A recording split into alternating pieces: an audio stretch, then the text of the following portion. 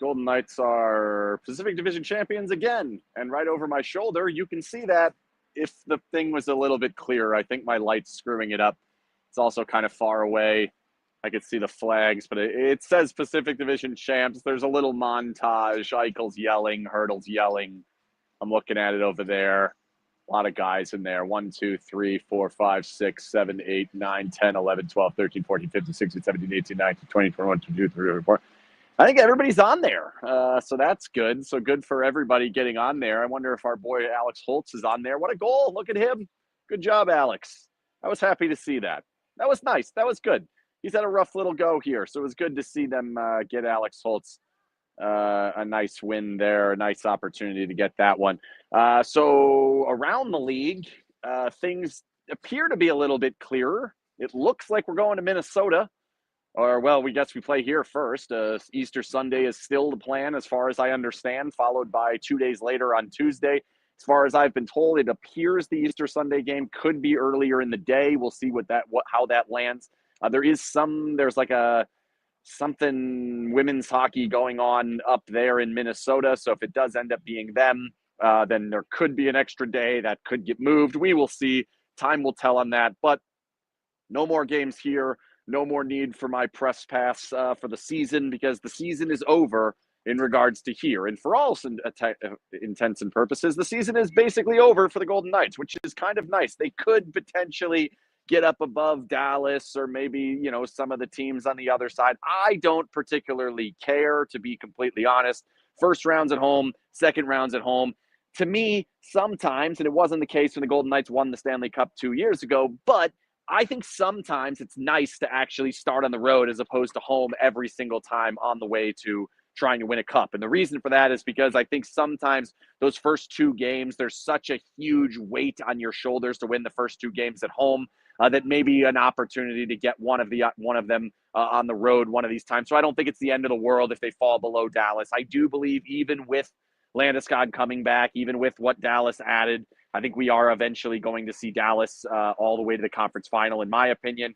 I think the Golden Knights have a great chance of getting there. And if you want to listen to Jonathan Marchessault, who's been pretty good making predictions to me in the past, I haven't shared a ton of them, but I've learned quite a bit over the years from what Jonathan Marchessault thinks is going to happen in playoff series. And he thinks they're going at least to the Final Four, which means the Western Conference Final, meaning he believes they're going to win the first round, and he believes that they're the better team of the Kings and the Oilers. And he's been around and he's seen these teams and he knows what it is. He's played all these teams this year. Pretty good indication. I liked hearing that. I got a little bit of a chance to chat with him afterwards, and we chatted about kind of just how things have gone for him and how it's gone for here. And he's still pretty bullish on how good this team is. And I think you could kind of tell like he wishes he could have had an opportunity to continue to be here. And obviously that's all in the past. Nonetheless, what a fun night it was to see him get that opportunity to go out there and soak in the warm-up. I thought that was really cool how he was able to stay on, collected a whole bunch of pucks, and I'm sure he took one of them home and, got that ovation before he went out. And then you could tell, like, he didn't want that moment to end at that first TV timeout when they did the video. And they had, he kind of circled around and he hung out there for a little bit while longer than normally we see. I will stand by. I still believe this was an opportunity to do more for the player. I thought it should have happened before. I thought they should have done more than just the standard video. It felt in many ways just like it felt for all of the other guys that have come before and left. And I personally believe there's more to his history here. I Conn Smythe being an original, scoring all the goals that he's scored, still being the leader in so many different things. I thought this was an opportunity to do a little bit more. They obviously chose not to do that. That is the prerogative of the team. I will continue to disagree with that. I will continue to fight that if we go forward and we end up having a time where Mark Stone comes back, or if Jack Eichel comes back. Like, if that ends up happening down the road, William Karlsson would be another example. I think you need to do more. That didn't happen here. We'll have to move on from that because obviously that's not the way that this organization viewed it. So be it. We will move on beyond that. But again, as far as the video, it's a great video. And anytime you have a Conn Smythe and raising the trophy and having his kids on the ice and the cup and the parade and all of the things that are going to be in there, was an awesome video. It's an emotional video. It's cool to see. Um, the reception from him was awesome. I knew it was going to be like I had a pretty strong feeling that it's a vocal minority of people that are yapping about him wanting to leave and I see some of it in the comments over there on the side. It's ridiculous. It's an absolute joke. If you don't love Jonathan Marchessault, you're not a Golden Knights fan. It really is that simple. If you don't enjoy and love everything that Jonathan Marchessault did, you don't like this team and you're fooling yourself. Like, that's as simple as it is. And I should probably stop talking about that because I can tell after today's game that is not the majority of people. It was a loud ovation, a ton of 81 jerseys in the building today. A lot of fun to see all of that. And really, like, the goal, like, pretty funny that just the kind of the way that it went down as he ends up getting the goal. Everyone kind of starts to realize that he was the one that ended up scoring the goal because he kind of dove head first and he's in the net with the puck. And it's like all of a sudden it's like, what happened here? Then everyone notices that it's him that scored, and it was kind of this smattering of sort of applause and sort of groaning. And, like, I get it. That's kind of how I felt. I'm like, oh, no, we got a game all of a sudden. But also that's pretty sweet that he scored. So that was cool to see. And then, the one, it would have been interesting if he would have gotten that late one. Probably for the best that he didn't. But he had an opportunity, winged it towards the net. It got caught up by somebody. Somebody blocked it. I'm assuming McNabb. Who else would block shots? Nonetheless, the game itself, like these games, this game, the last game, basically the last like 4 or 5, like I'd probably go back to maybe the road game with Nashville is probably the best example not too long ago. Since then, it's been a goofy lineup for the Golden Knights. It's been a lot of guys in and out of the lineup for other teams. There's motivation issues of some teams are motivated, some teams aren't motivated. You look at today and it's like Nashville didn't seem to give a shit. And then all of a sudden in the third period, it flipped and all of a sudden the Golden Knights think they have it and Nashville thinks that they have a chance to get back in and now they seem to care. It's not playoff hockey. Like, we know we don't get playoff hockey until the actual playoffs, until we get there next week, Sunday. It's not this. The regular season is never that. It's always going to be a little bit different, but it's usually a little bit closer, right? It's usually something we can take out of this. I don't think there's a ton you can take out of this game except for Smith,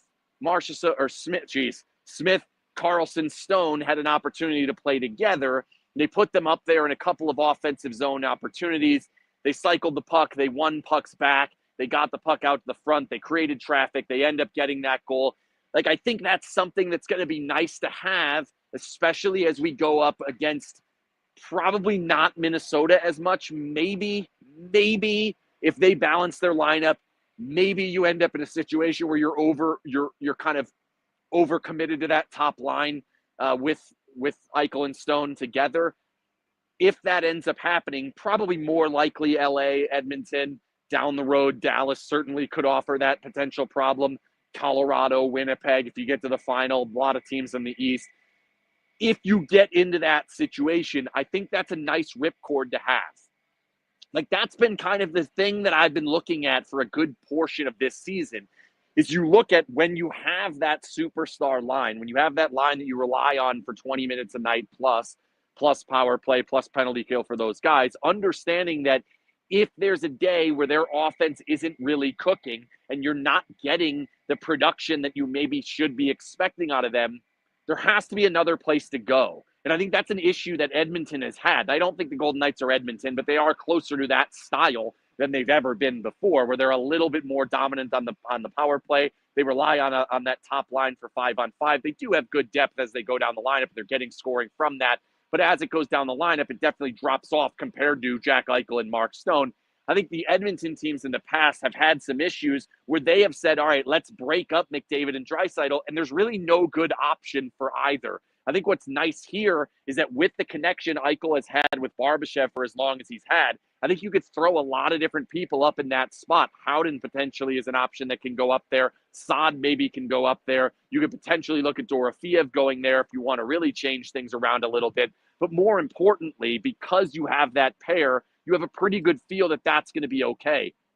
Now you move Stone down to play with Carlson and Smith, and all of a sudden, that's a line that you immediately are confident in, and you immediately know that even though we had to take these guys apart, we're going to feel really good with that second line, that option of what it looks like with Stone. We're going to get something good out of that. And on top of that, they're excellent defensively. I think that's one thing that I'm a little bit concerned about is the overall defensive forward group. When you start going to matchups, when we start looking towards these matchups, I think a lot of this is going to fall on the Howdens and Waz and Kolazars of the world, Pearson down the lineup. And Pearson might end up being out if Olofsson sticks around in there with Carlson and Smith. If that is the case, you're putting a lot of pressure on some of those guys down the lineup, especially in the road games, that this offers you a chance to say, well, our top six is going to be out there a lot. You either have to choose to put your best players against Eichel, which has not gone well for most teams, or an even worse option of having to go against Smith, Carlson, and Stone. I think having that ripcord there is really, really beneficial to have that available to the Golden Knights. So that's the one thing out of this game. Other thing, maybe, like if you really were paying attention to the video that I made, the up ice pressure was really evident yet again in this game on the penalty kill. You're really starting to see them push players forward and do that type of thing. It's just something that if you haven't watched the video, maybe go ahead and watch it. I made like a 3-minute video and put that out to kind of show a little tweak that they've had. We'll see how that goes. We'll see if it lasts into the postseason. Again, it looks like it's going to be Minnesota. In the event that it's Minnesota, their power play has been shit all season long. Granted, haven't had Eriksson Ek for a good portion. Haven't had Kaprizov for a good portion. That makes a lot different. Look at the Golden Knights power play. It hasn't been very good most of this season. It has been very good most of the season. It hasn't good while Eichel and Hurdle were out. Not surprising. It's probably going to go back to being very good once again. Thanks again to the Jimmerson Law Firm for sponsoring all Periscopes this season. When winning matters, seek out the Jimmerson Law Firm. The Jimmerson Law Firm is one of Las Vegas' preeminent law firms specializing in high-stakes business, civil, and family litigation. When winning the Pacific Division matters, seek out the Jimmerson Law Firm. I don't know that the Jimmerson Law Firm can actually help you win the Pacific Division. The Golden Knights are going to have to do that on their own. But if you have other things to win, if you have other divisions to win, I don't know, if you're some sort of lawsuit involving a division, if that happens, please DM me. I'd love to know about what division you're trying to sue and how the Jimmerson Law Firm will help you win that division, because that will make me smile. So hopefully that occurs. As for moving forward, the next two games, everybody's going to say the same thing. I know I'm going to get this over and over and over again.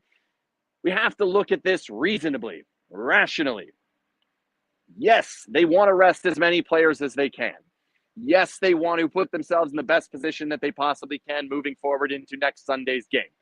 But even if every single guy plays, which I am not completely opposed to, I don't mind Eichel getting back in there. I'm not so sure I need him in there for both, but I wouldn't mind Eichel back in there for game 82.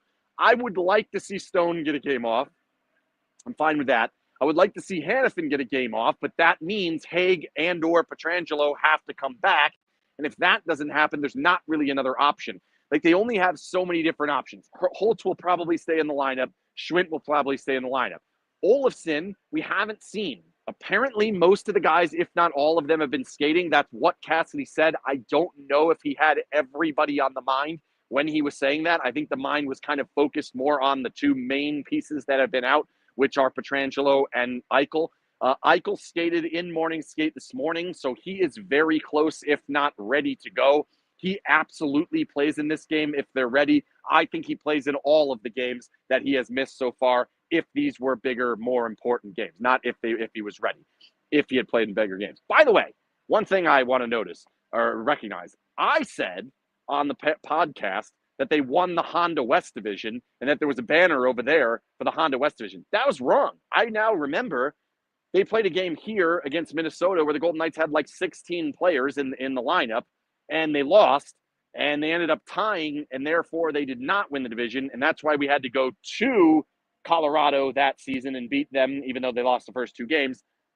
So they didn't win that. So they actually have won the Pacific Division 4 times. However, the reason why it's goofy is because the one time they won the Pacific Division was the year that COVID canceled the division, and they probably would not have won it had that not happened. So that's why my mind tells me they only have 3. Nonetheless, when they win the Pacific Division, they've made the Western Conference Final every single time. When they've scored 100, when they've gotten to 100 points, they've won the conference and gone to the Stanley Cup Final 2 out of 2 times. We will see if they are going to be able to do that again. I do think it is starting to round into shape, but I am a little bit, I don't think nervous is the right word, cognizant, I guess I will say, that it's starting to stretch out here, right? So today is Saturday. Today is Saturday the 12th.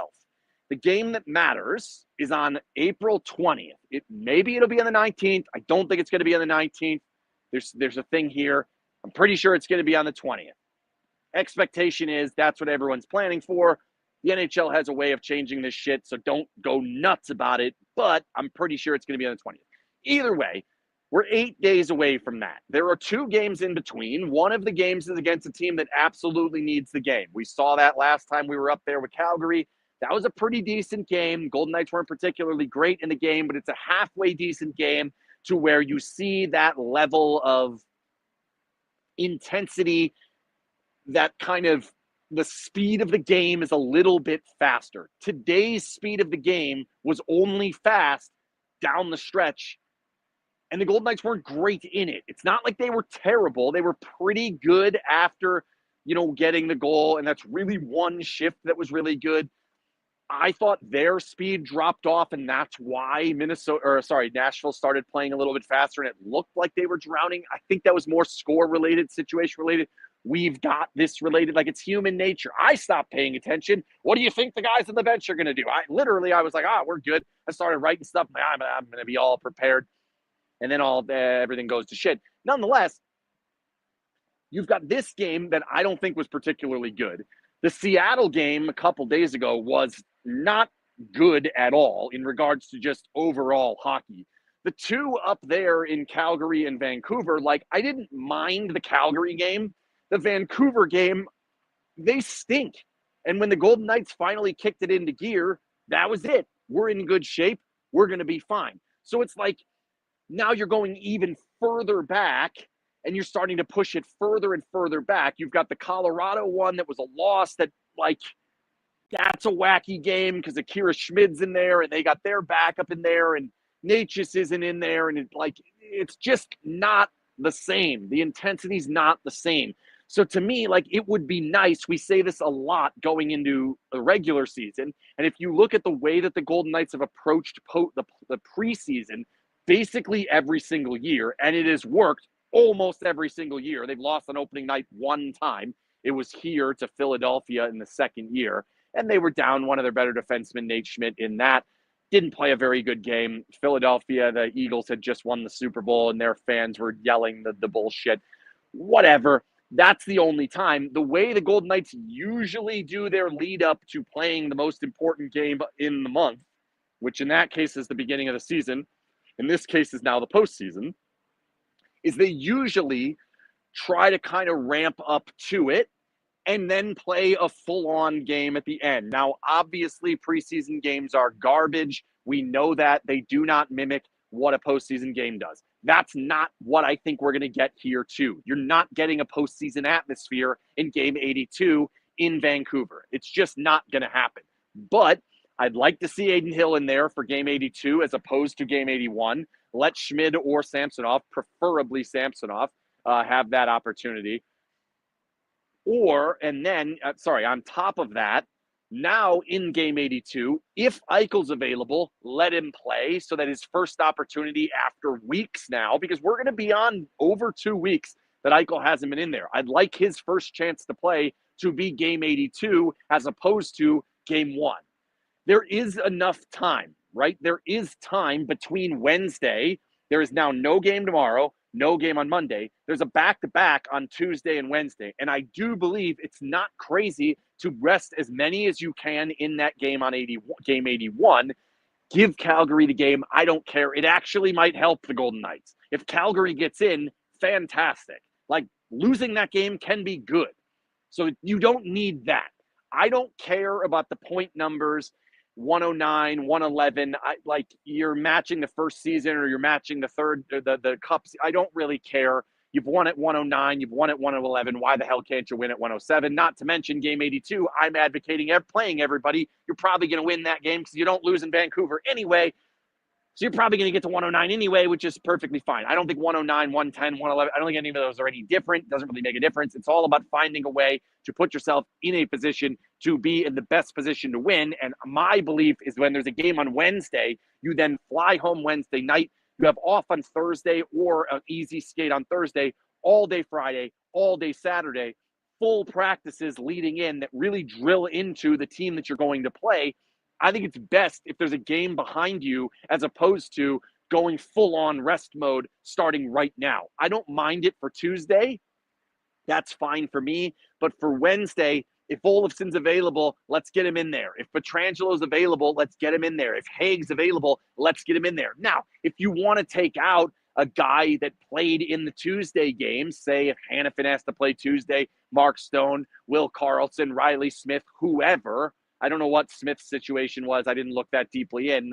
If he's played a shit ton of games since he came over, other guys down the lineup, like Brett Howden, I don't know, has missed too many games. There's a couple in there. Kolazar. Like, if there are options to get Schwint in there, get Holtz in there, that's fine with me. And then those guys who do have to play the game 81, give them off on 82. This season, when the Golden Knights have at least 2 days of rest, so 3 or more, they're dominant. They do not lose. So that's in a normal pattern, except for one game, the very first game. That's the only one, and that game was wild. The first game, I got to stop using the word wild because I think we're going to end up playing the wild.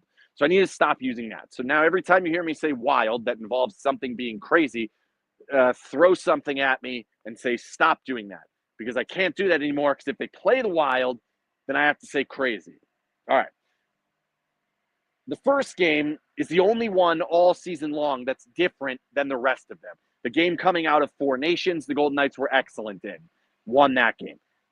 Any time that they've had extended breaks, they've been very good, especially when playing against teams that have been focused and up to the task. Now, Minnesota only has one game left. I don't know when that game is. I know it's at home against Anaheim. They're going to get down here pretty early. They're going to be up for that game. They're going to be ready to go. That team's going to be a little bit healthier. If it's St. Louis, if Minnesota happens to stub their toe, which, by the way, now that I think about it, Minnesota played here, and the Golden Knights would have been going up to Edmonton. Anaheim, not Minnesota. Anaheim played here.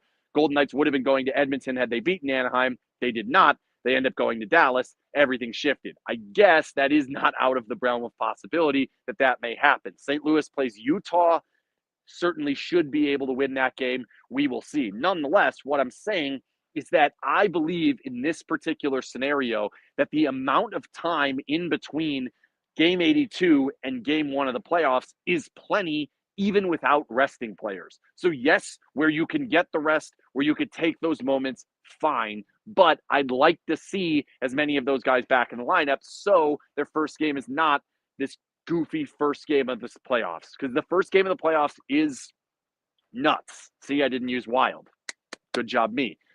It's usually crazy. It's usually wide open. It's usually a lot of hitting. It's typically not everything we kind of expect the series to be. It's not usually what game 1's going to be. And in that series, either way, there's going to be a real clear focus. If it's the Wild, there's going to be a clear focus of making sure they win in front and they're locked up through the neutral zone to make sure that they don't allow the Boldy, Rossi, and Kaprizovs getting through the neutral zone quickly. Spurgeon, Brodin, joining the rush, those type of guys. In the zone, when it's basically any other line, Hartman, Zuccarello, Foligno, those types of guys, when they're in their offensive zone, Eriksson Ek, when it's those players, you've got to make sure you're winning the front. The Golden Knights have been pretty good at that, but they also haven't played a lot of very good teams. So in that respect, it's going to be a little bit different. Game 1 is going to be wacky. It's not going to be stop that and you win the series. Like, it's just not how these things go. So to me, having everybody in a position where they feel comfortable, or at least more comfortable, stepping into something slightly new, even though every single guy, basically, with the exception of just Pavel, and really even Pavel got a little bit of a taste of it last year, every single guy knows what playoff hockey is going to be like. Pretty much every guy on the other team knows too, with the exception of somebody mentioned Zeev Weenum or Buium. I'll probably have to learn how to pronounce his name if they're going to put him in. A kid from Denver, defenseman. He played like 50 minutes or some shit in the Frozen Four. It was nuts. The kid's awesome. Like, I don't know if you could put a 19, 20-year-old defenseman into a playoff series against the Golden Knights. I don't know that's a good idea. But if they do, the kid can skate. The kid can move the puck. Like, he can get up in the rush. Like, he can be a difference maker if they do decide to put him in. We'll talk about that if we end up getting there. As always, as we head now to the playoffs, no more home games left. I'm not going to do a Periscope or Twitter space after the next game or the following game. The next thing you're going to hear from me is we're going to start doing our playoff stuff. We're going to do a Q&A with somebody from the other side. I don't know if that, we still don't know if that's going to be Minnesota or St. Louis. I probably should start figuring that out. So those are always fun. We'll make sure we get a podcast in previewing the series before we get to that. So we'll make sure we get that in. We're going to do probably a couple of other things that I haven't done before that I've been thinking about for a little while. I don't want to commit to anything right now, so we'll figure that out. And then I'm going to launch the .vegas website. That's going to be cool. That's going to allow you to go on there and kind of shit talk the other team. It's going to be fun. We're going to have all the different shit talks. There's going to be a little graph at the top that shows how many wins we are away from getting the job done again this year. It's going to be fun. It's kind of a cool way to say, like, look, we own this city. And I think we are going to own whatever city that we end up with in the first round. So look forward to that. This is the best time of the year. This is the only time of the year where I really think the games actually matter, where you can really drill into what's going on. And I know most of the people that are watching this now feel the same way I do, but I'm going to say it anyway. It's better when you know more about everything going on. Learn about the other team's players. Learn about what they do well.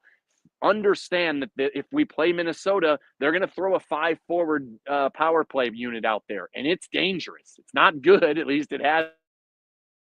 But with Kaprizov, it's dangerous. And it offers the opportunity for the Golden Knights to potentially get out in transition, score some shorthanded goals because they will not have any defensemen on the ice. Like, there are a lot of different layers to either of these two series. If it's St. Louis, Parayko played today. What's going to happen with Dylan Holloway? What does it look like with some of their young guys? How's this Snuggerud playing? Like, how's a lot of this going to look? They've been red hot, even though they've now lost 2 in a row, 1 in overtime today. A lot to talk about. I just tell you, like, it's fun to understand more about the other team, more about the series, so that when you do get to watch 7 games in a row, and hopefully it's only 4, I think it's only going to be 5 or 6, because I think the Golden Knights are a lot better than either of these two opponents they're going to play. Once we get there, we're going to try to present you with as much information as we possibly can, systems information, penalty kill information, power play information, matchup information, face-off type situations where what the coaches are looking for in different spots, how these things are going to look. And again, I've said it before, I'll say it again. If it ends up being Minnesota, the biggest difference in these two teams beyond anything, nothing is even close, is the Golden Knights have one of the better coaches in the league. The Minnesota Wild have the absolute worst coach in the league, and he is a disaster in the postseason. The Golden Knights will probably take advantage of that in a big way. We will talk about that. So you will learn so much more about that. As always, and now is a good time to tell you that subtext is available. Now is a great time to hop onto our subtext. We're going to keep doing the 14-day preview. So if you do it right now, you probably get most of the first round free. Subtext is a product in which we text you, we being me. Jason doesn't do shit. I do it all. I text you all the news. I'm traveling to every single game. That was confirmed earlier today. Thanks to Vegas Night and Day Heating and Cooling once again for sending me to every single game. So I will be at every game, home, away. I'm not going to miss a practice. I'm not going to miss a press conference. I'll be at all of it. So to get that news delivered directly to your phone via text, so you don't have to sit there and reload Twitter or do the thing that I think people are nuts and they have me on Twitter alerts. That's insane, because then I tweet like 60 times during the playoffs. You don't want an alert every single time. I give you the most important news, text it right to you. In injury news, lineup news, other team news when it's of necessity. We do live Q&As during once a month. We'll try to do them every single during every single series during the playoffs. So we're going to have a little bit of a special Q&A for everybody. It might end up being only on audio because I could be doing it while I'm traveling. But there's a lot of different things that we do. Plus, I do giveaways on there. I'm expecting to have some fun giveaways, and Scriptograph's giving me some fun stuff over the course of this season. I'll have extra stuff probably for all the people who go on Subtext. Again, go there, subtext.com, subtext.com/SinBin. Join Subtext. I have to get the website right. What an idiot. Join subtext.com/SinBin. Or easier, why don't I just make this all easier for everyone? Go to my site, SinBin.vegas. Shout out to .vegas for sponsoring us. SinBin.vegas. Right on the side, it's the first thing. Click on the little thing that brings you to Subtext. Text right to your phone. You can text me. I'm always willing to talk to Golden Knights fans during the postseason. It's my favorite time of the year. I love this shit. Like, I love doing what I do all the time. It's great. I love this shit. I love 7-game series. I love the back and forth. I love the yapping between the players. I love the intensity of what we get. This is why we play the games. We play the games not for Pacific Division champs. It's cool. Yeah, great. Also, by the way, can we do the hats and shirts in the locker room? Like, yeah, what are we doing? What's the point of winning a division? What's the point of having divisions if you're not going to have hats and shirts? Like, the players are going to have, like, well, you guys are all going to have them. I'll send the link out to Sportstown or Fanatics or wherever we end up with that tomorrow. We may end up with that, but can we give them to the players? Can we get a shirt and a hat? Can we? What are we doing? I'm out here talking to guys in the same shirts that they always wear. Like, we just won the division. Get them a shirt and a hat. Nonetheless, I love this shit. This is the time of year that's the best. This is the time I produce the most content because this is the time that matters. This is what defines seasons. This is what this team is going to be remembered for. Last year's team was really good. They failed in the first round. They failed in Game 7. Not by a lot. They were right there, but they failed in the first round. The year before, they won 16 games. They're immortalized. They're the reason why when Jonathan Marchessault doesn't get an extra presentation before the game, I'm losing my shit in the press box and yelling at everyone. And now I'm yelling at you. This is the time. We're here. We do have to play these 2 stupid games in Canada during the rest of this week, but the focus is here. We're here. It's go time. Let's go. Playoff time. Thanks again to the Jimmerson Law Firm for sponsoring all Periscopes this season. And of course, for those of you who don't know, and I don't know why you wouldn't know, I do a Periscope after every single playoff game. So hopefully there's like 22 of them this season. I think there were 22 that year. Yeah, 16-6. Wouldn't surprise me if there's even more this year. 24, 25, something like that. There will be a Periscope after every single game. And this year, I'm going to try to export them and upload them onto the podcast feed so you don't have to listen to them only on YouTube. So we'll get them as the audio as well, because I think looking at my face is not the greatest thing. Nonetheless, you may think it's better. I don't know. It's not really for me, but I do this anyway because you guys tend to watch it. That's all I have for tonight. Shout out to Jimmerson Law Firm. Shout out to Vegas Night and Day for sponsoring my travel. It's going to be coming up in a little over a week. Shout out to .vegas for sponsoring us all season and creating the website that's going to have us shit-talking the other team. And all of our other sponsors, of course, William Hill, Adam Kuttner for Power Play Contest. We got another one. Holy shit. How many different power plays have we given away this season? He's probably out of tickets. Giordano's, we may do some watch parties. I don't know how that's going to work. I'm also working on something with Giordano's where we are going to have a food truck come to Henderson because everyone yaps at me that Giordano's isn't in Henderson. So I'm going to bring the Giordano's to you via food truck at some point, probably after the season. But if you want to go out to the Giordano's in Summerlin and watch the game, it's a good place to watch. I recommend getting into our Discord. I'm going to open Discord probably soon. So if you're not in there, try and hop in there. It's a good time for us to open that back up, get some new folk in there, new people that can have an opportunity. The game chat's always a lot of fun. It's a great community to be a part of. And that's it. See you later.